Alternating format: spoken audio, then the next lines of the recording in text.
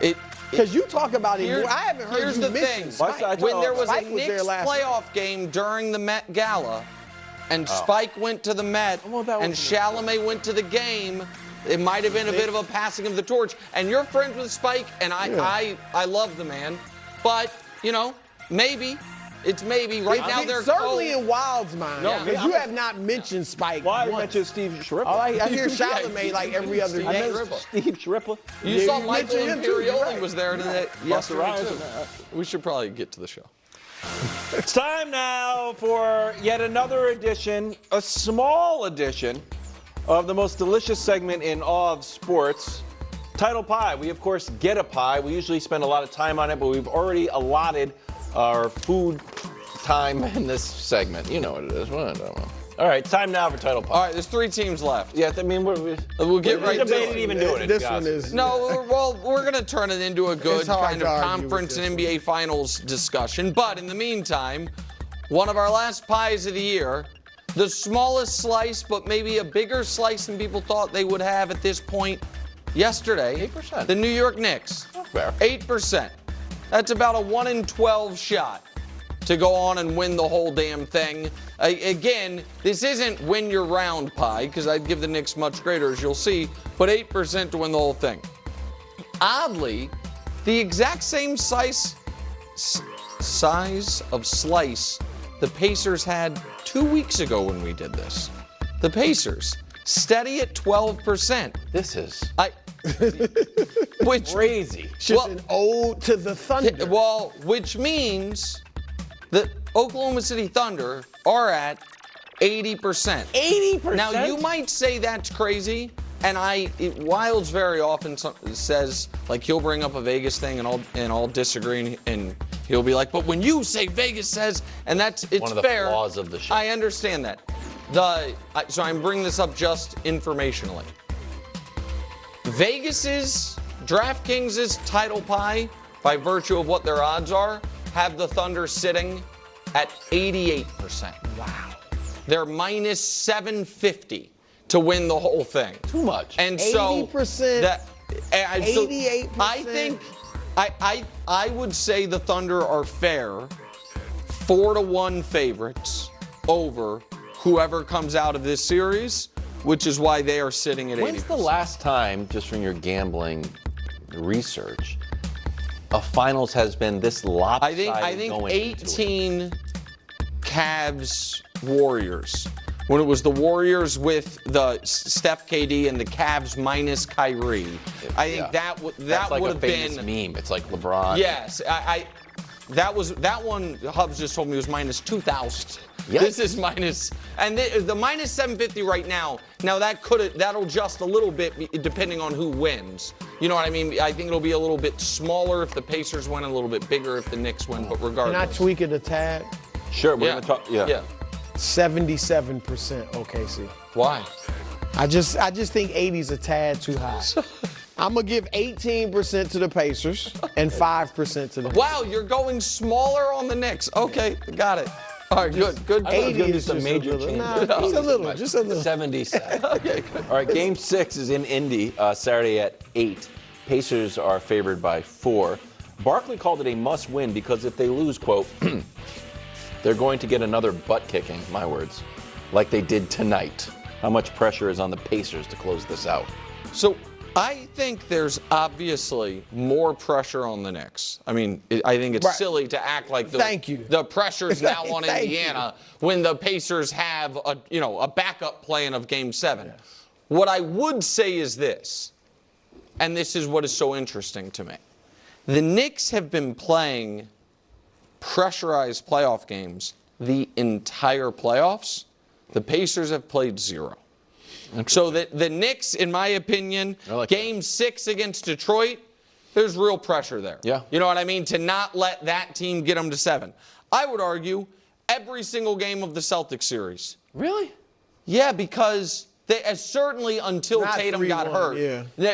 Once Tatum got hurt, the first 4 games. Like Game 1, obviously, and then that was kind of house money. Nobody expected him to win.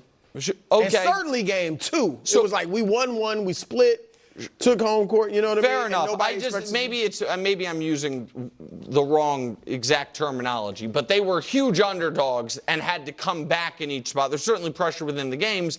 And then in this series, they faced an absolute must-win in Game 3, and then they had a pressurized Game 4 they lost, and then an elimination game there. The Pacers series have gone up 2-0, up 3-1. All 3 rounds. So they've never been down in the series. They've never faced a must-win game. And this brew isn't a must-win, but it is real pressure. It's their last home game of the series. So, no, it's not all on Indiana. But I'm curious how they respond to any pressure in this spot. No, I agree with, and I'm glad you said it, because a lot of people have said, oh, all the pressure's on Indiana now. No, it's not. No. Now, there is some degree of pressure, because even though they will feel confident, justifiably so, in a Game 7 in New York, they won Game 7 last year in New York. They've won 2 of the 3 playoff games against the Knicks in New York this year. So they're not intimidated by Madison Square Garden. Still, you want to get rid of the Knicks. Yeah. You want to get rid of the Knicks, all right? And you don't want to go back for a Game 7 in the Garden. These teams are very closely matched. They've shown they can beat you. Like, you just get rid of them. And having 1-2 straight, gotten into 7 games after being down 3-1, the Knicks will have all the momentum as well as the home court advantage. But I think both of these teams, neither one of them feels pressure. The Knicks have shown that. We're down 20. Yeah. We come back and we're down 3-1. We blow them out at home last night. And the Indiana, just in the midst of games, you are right in that they haven't faced like a pressure game, but just looking at what they do in clutch situations. They face a ton of pressure during the game. So they seem like they won't. Neither of these teams is going to fold underneath the pressure. So I think it's more on the Knicks just because their backs are against the wall. But yeah, Indy's got to get it done. All right, Thunder. Can I ask you a question before we move on, please? Yeah, go. We have time, because it seems like something you'll like. There's only one guy in this series who risks being memed, and that's Halliburton. Because you don't think Cat? No, because I think Cat's played really well. He has, but people, but I'm talking about for something. Here's the point that I'm making, and I'm curious if you think this will resonate on him at all. Halliburton did this during Game 1. He mocked Brunson's three-point celebration during Game 4. If you then go on to blow a 3-1 lead, it's not the same, but something that I'll remember. Oh, this will be. What I was going to say is that it's not. Something I always remember is when the Warriors were up 3-1 on the Cavs, Clay was doing a press conference and talked about the NBA being a grown man league and LeBron crying about stuff. Yeah. You know what I mean? That press conference and it was right and all of that. And so I just think that as far as individual, be a rough summer. The person under the most pressure to not lose this series has become Halliburton. I think that's fair. Since I dabble in being a body language. Yes, that's why I wanted your take on this. Halliburton's post-game press conference came out there. I got to be better. What are you going to do? Super confident. Yeah. Siakam got into kind of an awkward back and forth with Greg Boyle. Still, he's like, they played better. They played harder than us. It happens. They don't seem stressed about it at all. Not yet. And I think they knew, first quarter, it wasn't even, that big of a lead, but it felt like, all right, Brunson's going off. All right, maybe we're going to lose this one. The Garden's going crazy. All right. Maybe, but I just feel like they seem very confident. But not overconfident. Because they didn't. Siakam was right on the money. Now, it's not like you go out there saying, we're going to lay an egg tonight. Who cares? We're going back to Indiana. But they didn't. It just might be subconscious. It's human nature. It is. They are very confident that they are winning Game 6. Yes. The point I'm making is if they lose Game 6, does all of that flip? If they lose Game 6, the pressure certainly is way on. Would the Knicks be favored? Yeah, yes. definitively. Yes. The home team's been favored every game. The pressure would flip completely. Yeah, and it's real wait, this will follow us a bit. Yeah. Blowing a 3-1 it's not only that we blew it, but like you said, this would come to define them until they get over Correct. the hump. Exactly. Thunder, meanwhile, are waiting for the finals to start. Game 1 is set for next Thursday in OKC. Mark the calendars. Will be on Friday.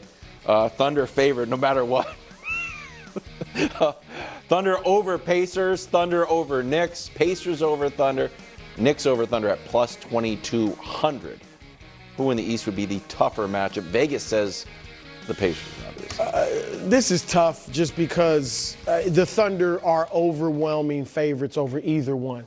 Now, what we have seen is that in these playoffs, styles make fights, right? Yes. Minnesota owns Denver, right? 6 straight wins over them, including last year's sweep in the playoffs. Or not sweep, but winning those last 2 games. And then Denver gave OKC all it wanted. Right. And then OKC smashes Minnesota. In a weird way, if Aaron Gordon doesn't pull his hamstring, Anthony Edwards is the face of the league. That is really that could be the case. So when I look at these 2 Eastern teams, though, they both got swept, in 2 games against OKC this year.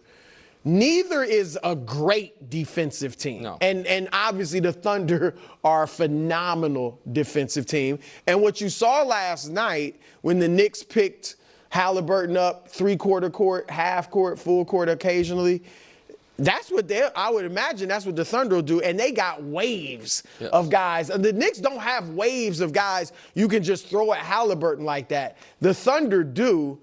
There's a part of me that maybe it's just because of the experience. The Knicks are the most experienced team left that I feel like, you know what? I feel like not that they beat them, but they give them more of a fight. But I can think, okay, I will say this about